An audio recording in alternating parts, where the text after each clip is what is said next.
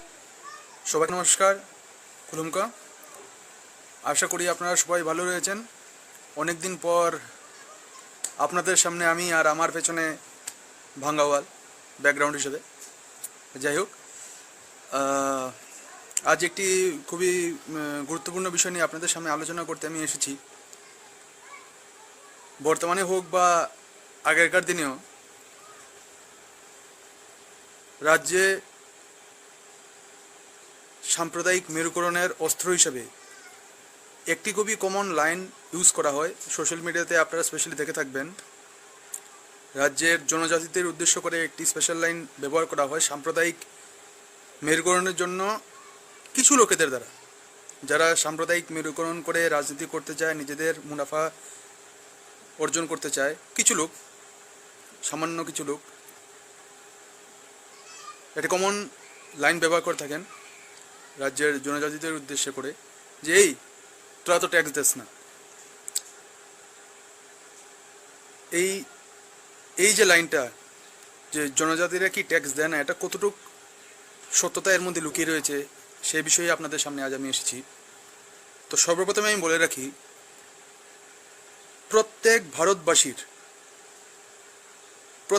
ভারতবাসীর ট্যাক্স দিতে হয়। আপনারা যখন কিছু কেনাকাটা করেন, তা অনলাইন হোক বা অফলাইন হোক, একটা ছোট্ট দেশলাইয়ের বাস্ক থেকে শুরু করে পেট্রোল, চাল, ডাল, মাথার তেল থেকে শুরু করে নখ কাটার যে নেল কাটার সেটা, সাইকেল থেকে আরম্ভ করে দামি গাড়ি, বাড়ি, সব কিছুতে ট্যাক্স দিতে হয়। আপনারা যখন কিছু একটা দ্রব্য দেখবেন, তার পেছনে দেখবেন এমআরপি লাগা থাকে।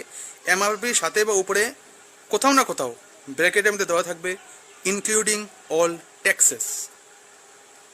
আমরা যাই কিনি, খাই, সব কিছুতেই আমাদের ট্যাক্স দিতে হয়। তো সুতরাং ট্যাক্স দেয় না কেউ, এটা সম্পূর্ণ একটা গুজব, একটা ভণ্ডামি, একটা মূর্খের মতো কথাবার্তা। তো এখন প্রশ্ন আসে যে কিসে ছাড় রয়েছে? ভারতবর্ষের যে কর আইন, সে অনুযায়ী শিডিউল্ড ট্রাইব এসটিদের শুধুমাত্র ইনকাম ট্যাক্সে ছাড় দেওয়া রয়েছে। তো এক্ষেত্রে প্রশ্ন আসে, ইনকাম ট্যাক্স কারা দেয়? যারা ইনকাম করে তারাই কি ইনকাম ট্যাক্স দেয়? একবারেই না। বর্তমানে দেশে যে ফিনান্সিয়াল ইয়ার চলছে, সেটাতে বলা হয়েছে যাদের বাৎসরিক আয় 2.5 লক্ষ টাকার বেশি, আপনি লামসাম ধরে নিন, মান্থলি 20 থেকে 21,000 টাকা উপর যাদের মান্থলি ইনকাম, তাদের ট্যাক্স দিতে হবে। 20-21,000 নিচে যাদের ইনকাম, তাদের ট্যাক্স দিতে হবেই না। যে কোনো কাস্টের হোক, যে কোনো ভাষার হোক, যে কোনো জায়গার হোক, ট্যাক্স দিতে হবে না। তো সুতরাং এখানে প্রশ্ন আসে যে ট্যাক্স বর্তমানে কজন দিচ্ছে? এটা আমি আমার কথা বলছি না, দেশের মাননীয় প্রধানমন্ত্রী শ্রী নরেন্দ্র মোদীজি কয়েক মাস আগে একটি ওনার ভিডিওতে বলেছিলেন যে ভারতবর্ষের 130 কোটি মানুষের মধ্যে, এটা মনোযোগ দিয়ে শুনবেন, আমি ভিডিওটা, আমার কথার পরে ভিডিওটা আপনারা দেখতে পারবেন, ভারতবর্ষের 130 কোটি মানুষের মধ্যে মাত্র 1.5 কোটি মানুষই ইনকাম ট্যাক্স প্রদান করে। 130 কোটির মধ্যে 1.5 কোটি। এর মানে এই তো নয় যে এই 1.5 কোটি বাদে সবাই জনজাতি, একদমই না। इतने बड़े देश में सिर्फ 130 करोड़ में से 1.5 करोड़ साथी ही इनकम टैक्स जमा करते हैं। 130 करोड़ में 1.5 करोड़।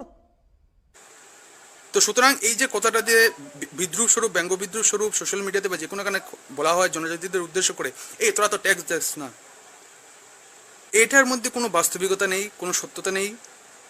ট্যাক্স প্রত্যেকটা ভারতবাসীকেই প্রদান করতে হয়। আপনি যখনই কিছু কিনবেন, সে রেলের টিকিট হোক বা ফ্লাইটের টিকিট হোক, যে কোনো কমোডিটি হোক, পেট্রোল হোক, ডিজেল হোক, গ্যাস হোক, যাই কিনবেন, যাই ব্যবহার করবেন, পোশাক হোক, জুতো হোক কিনবেন, সব কিছুতে আপনাকে ট্যাক্স দিয়েই সেটা কিনতে হবে ভারতবর্ষে। সুতরাং বলা যায় ভারতবর্ষের প্রত্যেকটি নাগরিককেই ট্যাক্স দিতে হয়।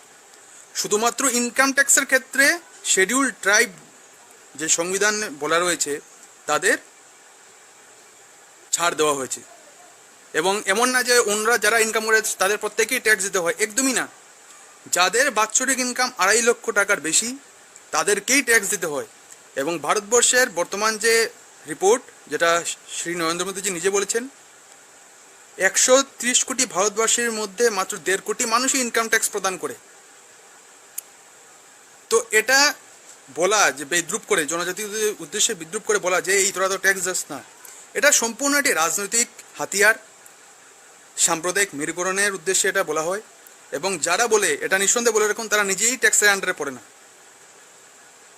এটা হলফ করে যারা এইসব নোংরা রাজনীতি করে, যারা জনজাতিদের উদ্দেশ্যে এরকম বিদ্রুপ করে এসব কথাবার্তা বলে এই যে তোরা তো ট্যাক্স দিস না, তারা নিজেই ট্যাক্সের আওতায় পড়ে না। কারণ আমার মনে হয় না যারা এইসব ভণ্ডামি করে সোশ্যাল মিডিয়াতে তারা বাৎসরিক ইনকাম 2.5 লক্ষ টাকার বেশি।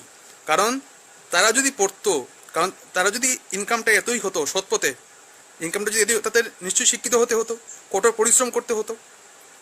আর যারা কঠোর পরিশ্রম শিক্ষিত তারা নিশ্চয়ই মানুষের মধ্যে এসব ভণ্ডামি, এসব মূর্খের মতো আলাপ তারা করতো না।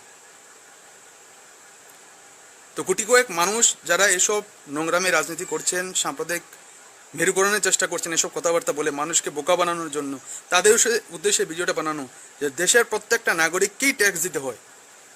আর ইনকাম ট্যাক্স মাত্র 130 কোটির মধ্যে 1.5 কোটি মানুষ দেয়। তো সুতরাং এসব নোংরা রাজনীতি করা ঠিক না। মানুষকে যারা, কারণ সবাই এই ফ্যাক্টগুলো জানে না, কজন জানে?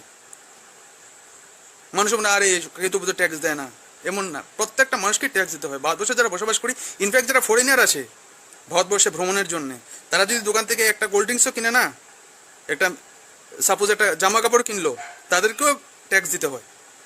বিদেশিরা আসলেও ইন্ডিয়াতে ট্যাক্স দিতে হয়। আর আমরা তো ভারতীয়, আমাদের তো ট্যাক্স দিতেই হবে।